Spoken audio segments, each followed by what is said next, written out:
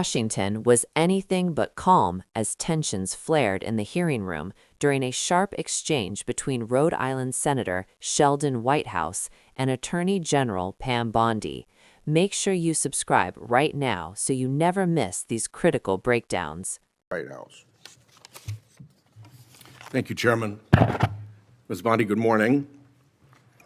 Good morning. What became of the $50,000 in cash that the FBI paid to Mr. Homeman in a paper bag, evidently?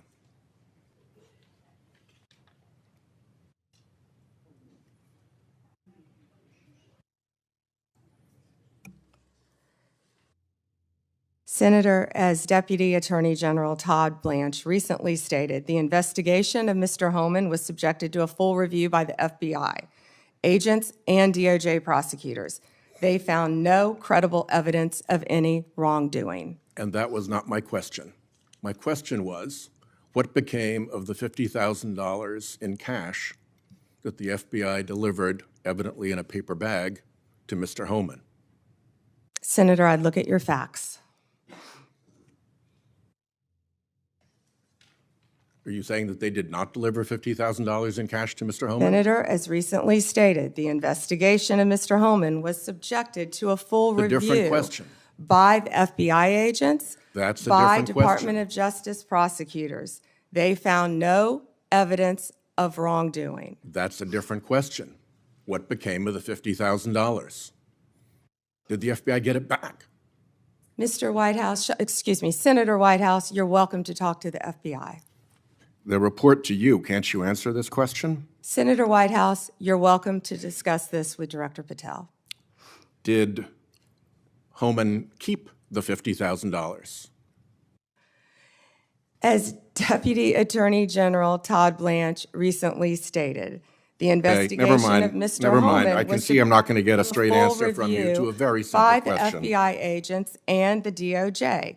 Do They you found know- no credible evidence of wrongdoing. You know, you're very concerned about money and people taking money, and you rail against wait a dark second, money. wait a second, wait a Yet second. you work with dark Wait a money second. groups all the time, Senator Wait a Whitehouse. second. Did you know whether or not in that investigation they looked at whether the $50,000 payment to Mr. Homeman was declared by him on his tax returns?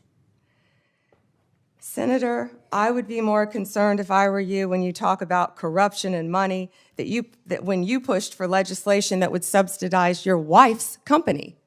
The questions here are actually pretty specific.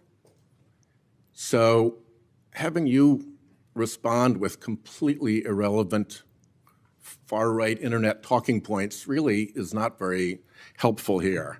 I'd like, Mr. Chairman, you generally like to have us be able to get answers to know, and we'll follow up with the QFR.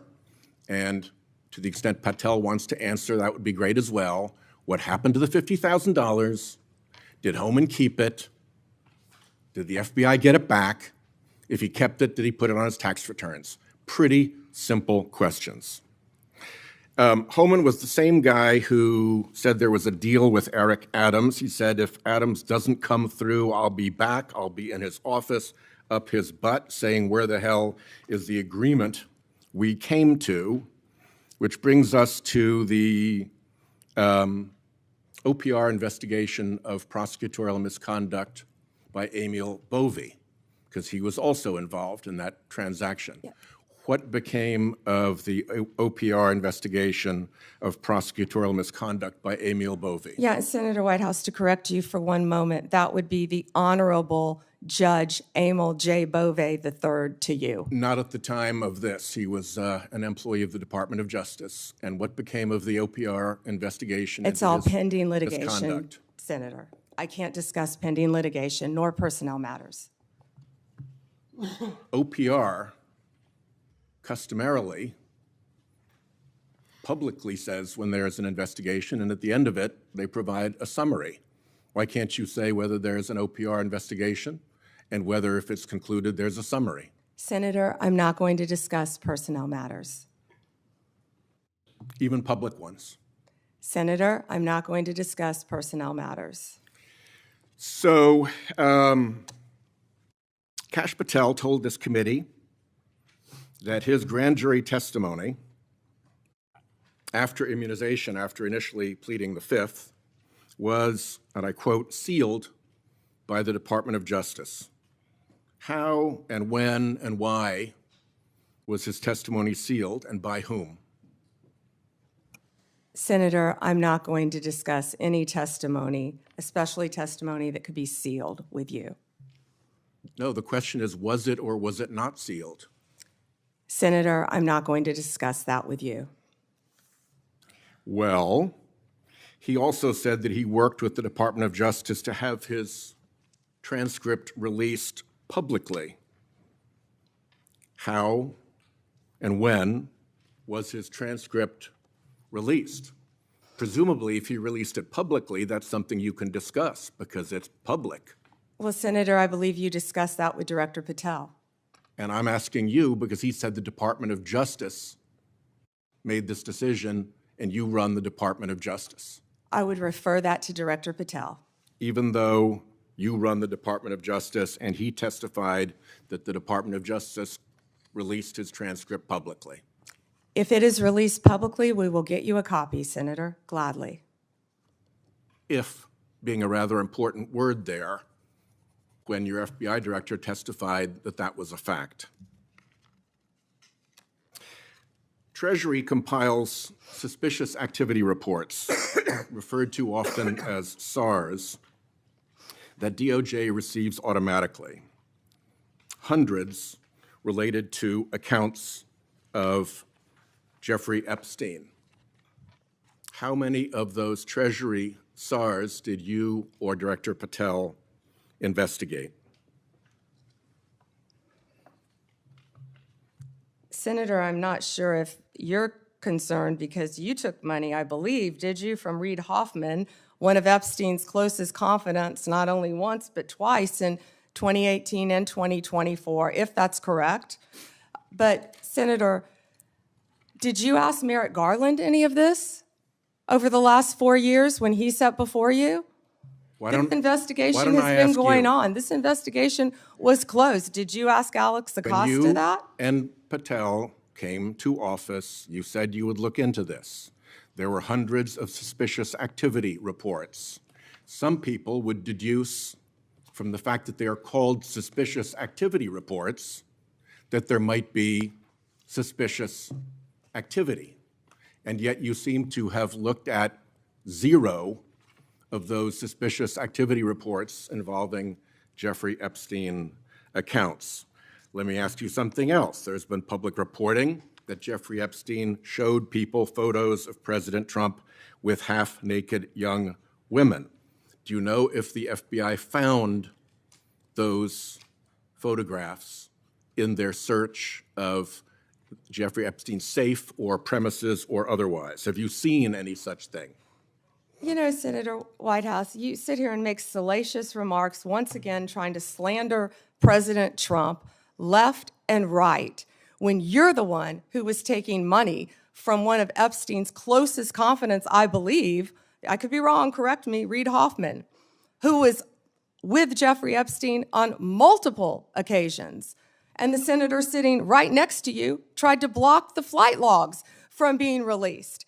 Yet you're grilling me on President Trump and some photograph with Epstein? Come on. The question is, did the FBI find those photographs that have been discussed publicly by a witness who claimed Jeffrey Epstein showed them to him? You don't know anything about that? Okay. Here's what well, no, we cut to something else. The Marshal Service is supposed to protect our federal judges. I have asked repeatedly for the Marshal Service to let me know if they are investigating or being inhibited from investigating whether or not there is orchestration of threats against federal judges, whether under either conspiracy laws or racketeering enterprise laws or aiding and abetting laws, whatever. But as you know, there's the person who says the threat, and then there may very well be somebody orchestrating the threat behind them. Is the Marshal Service allowed to investigate orchestration of threats, and do you know if they've taken one step to do so? May I answer the question, Chairman Grassley? The time has expired. I think it's the convention of the committee that if I've started my question in my time, you may answer the question. I was asking the chairman. Okay, before I go to Cornyn. She wants to answer the question, Chairman. Oh, please go ahead. I thought you said you didn't want to answer it. I'm Yes, sir. sorry. Thank you. Senator Whitehouse, I would be happy to sit down with you regarding any threat to any federal judge in this country. We take threats very seriously. I will set a meeting with you, with Director Seralta of the U.S. Marshals, and I will be there. And we will talk about any threats on federal judges, including orchestration. Who threatened them or who orchestrated them. Bingo. Thank you. Okay, before Cornyn speaks, I get kind of amused about my Democratic colleagues bringing up Treasury suspicious activity reports regarding Epstein. When Senator Johnson and I issued our Biden family reports in 2020, we used information from these very same type of documents.